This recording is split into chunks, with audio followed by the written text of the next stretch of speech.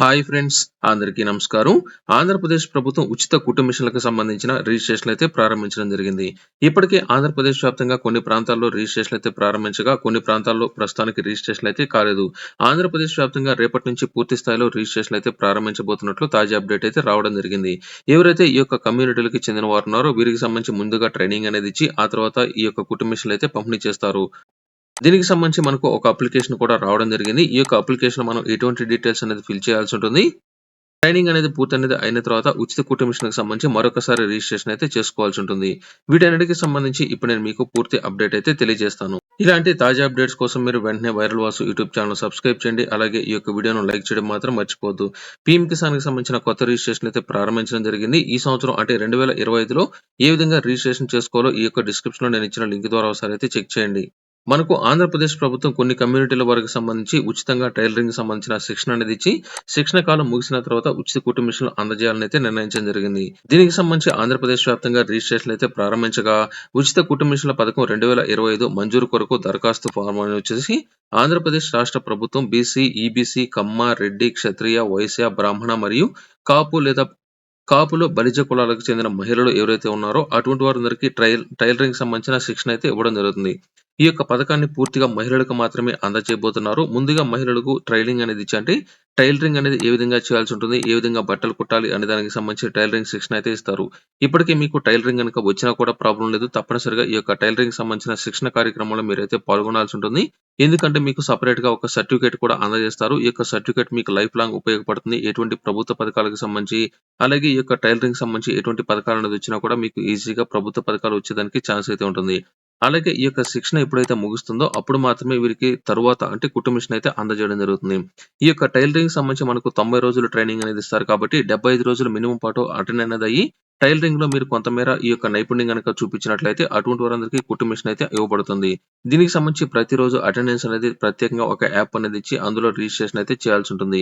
Tailoring సంబంధించి మీ యొక్క మండలంలో ఏదైతే ఒక ప్రాంతాన్ని సెలెక్ట్ చేసుకొని ఆ యొక్క ప్రాంతంలో దీనికి సంబంధించిన టైలరింగ్ సంబంధించిన శిక్షణ అయితే అందజేయబోతున్నారు.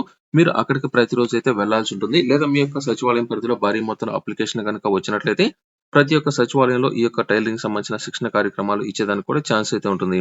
ఇక్కడ అప్లికేషన్ నంబర్ అనేది మీరైతే వేయాల్సిన పని లేదు. రిజిస్ట్రేషన్ అనేది ఆన్లైన్ లో పూర్తయినది అయిన తర్వాత అప్లికేషన్ నంబర్ అయితే ఎంటర్ చేయడం జరుగుతుంది.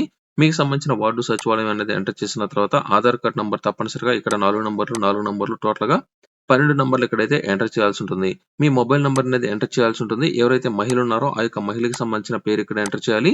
భర్త లేదా సంరక్షకుని పేరు అనేది ఎంటర్ చేయాలి. లింగము, అలాగే వీరికి సంబంధించిన పుట్టిన తేదీ, వయసు అనేది ఎంటర్ చేయాలి.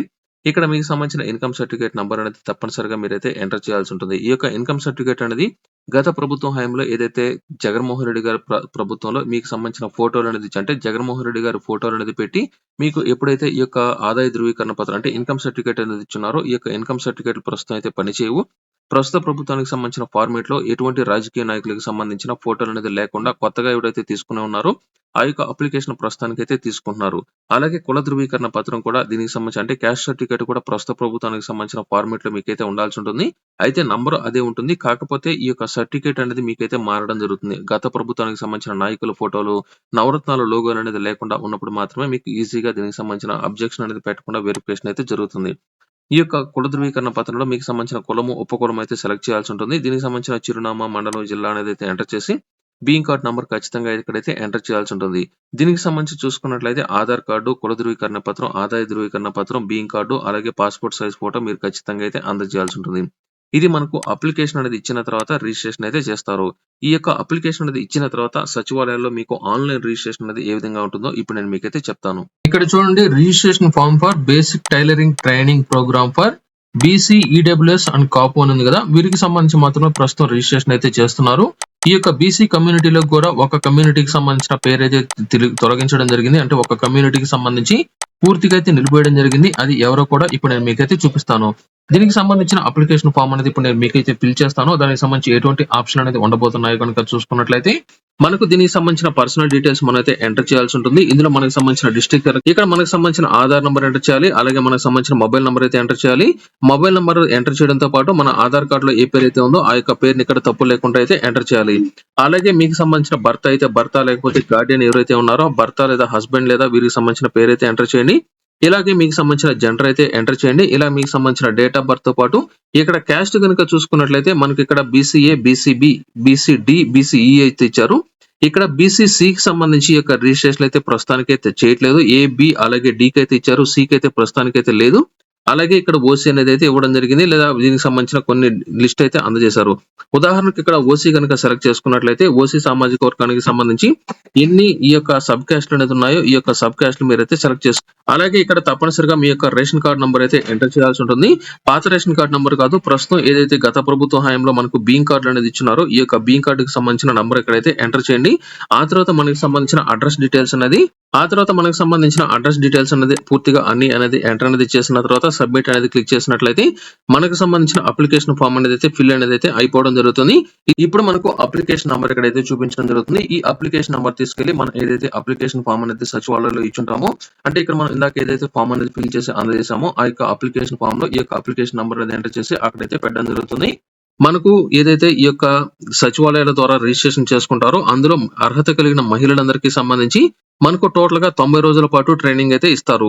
ఇందులో 75 రోజుల పాటు ఈ యొక్క ట్రైనింగ్ కి అటెండ్ అనేది అయి ఉంటారో అటువంటి మహిళలకు మాత్రమే ఉచితంగా ట్రైనింగ్ అనేది కంప్లీట్ అనేది చేసినట్లు వారికి సంబంధించిన సర్టిఫికేట్ అయితే అందజేస్తారు.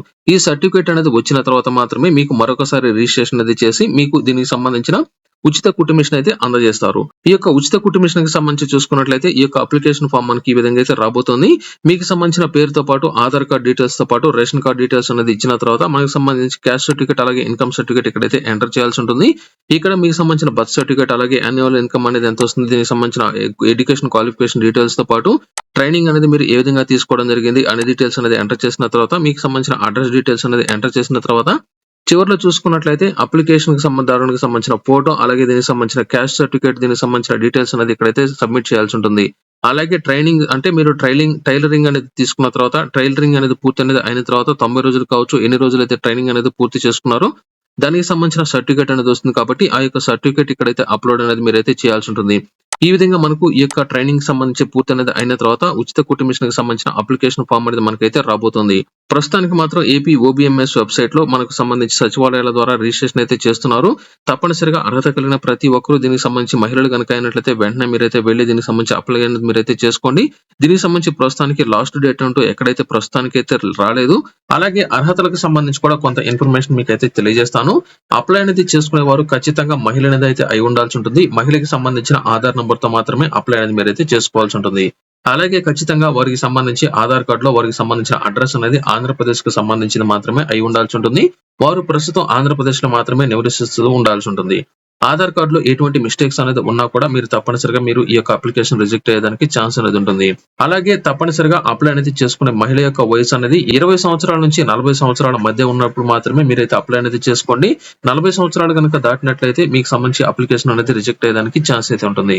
కుటుంబానికి సంబంధించి ఆదాయ పరిమితి కనుక చూసుకున్నట్లయితే గ్రామీణ ప్రాంతాల్లో 1.5 లక్ష అలాగే పట్టణ ప్రాంతాల్లో 2 లక్షలకు మించకుండా ఉండాల్సి ఉంటుంది.